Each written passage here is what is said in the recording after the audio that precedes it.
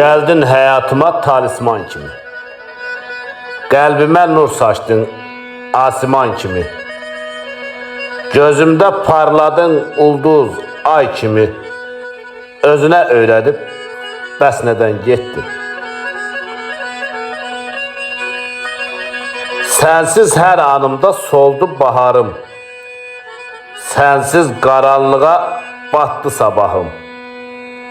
Ürəyim sızlayır, nə idi günahım? Sevginə bağlayıb sən çıxıb getdin.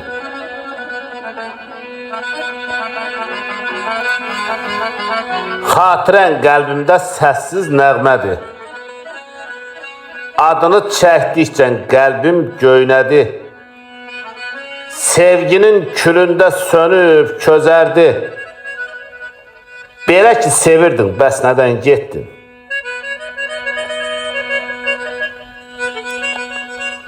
Sanma ki şair də sənsiz xoşbəxtdir. Olan xoşbəxtliyi aparıb getdin. Yenicə açılan tər çiçəydin. Bağçamı soldurub sən niyə getdin? Yenicə açılmış tər çiçəydin. Bağçamı soldurub sən niyə getdin? Sən niyə getdin?